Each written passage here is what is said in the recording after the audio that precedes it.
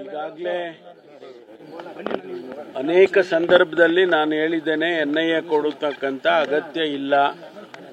SITಯನ್ನು ಮಾಡಿದ್ದೇವೆ, SIT ಕೆಲಸ ಮಾಡ್ತಾ ಇದೆ.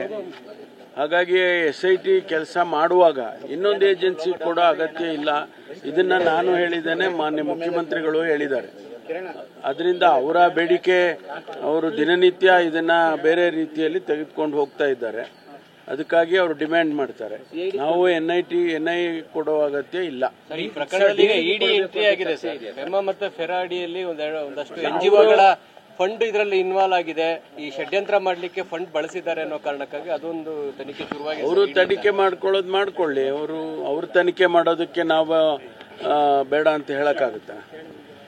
ಅವ್ರಿಗೆ ಅವ್ರದ್ದೇ ಬೇರೆ ಆಂಗಲ್ ಅಲ್ಲಿ ಮಾಡ್ಕೊಳ್ತಾರೆ. ಹಣಕಾಸಿನ ವಿಚಾರ ಇರ್ಬೋದು, ಬೇರೆ ಇರ್ಬೋದು, ಅದನ್ನ ಮಾಡ್ಕೊಳ್ತಾರೆ ಅವರು. ಸರ್, DCM ಅವರು ನಾನು ಹೇಳಿದ್ದಾರೆ, ಈ ಧರ್ಮಸ್ಥಳ ಪ್ರಕರಣದಿಂದ BJP ಅವರದೇ ಷಡ್ಯಂತ್ರ ಇದೆ ಅಂತ ಹೇಳಿ. ಅವ್ರಿಗೆ ಬೇರೆ ಏನು ಮಾಹಿತಿ ಇರ್ಬೋದು.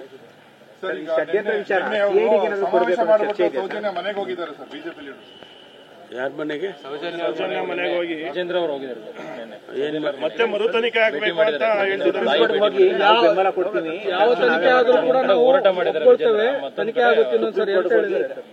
ನಾನು ಇಷ್ಟಕ್ಕೆ ಮಾತಾಡ್ತಾ ಇರೋದು, ಧರ್ಮಸ್ಥಳದ ವಿಚಾರದಲ್ಲಿ ನಾವು NIA ಕೊಟ್ಟಿದ್ದೀವಿ, ಸಾರಿ SITಗೆ.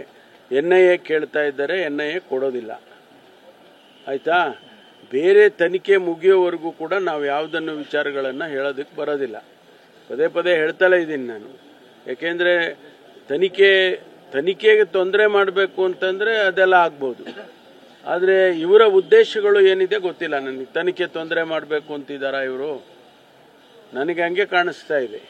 ಯಾಕೆಂದರೆ ಈಗ ತನಿಖೆ ನಡೀತಾ ಇದೆ. ತನಿಖೆಯಲ್ಲೇನು ಕೂಡ ತಪ್ಪಿಲ್ಲಲ್ಲ.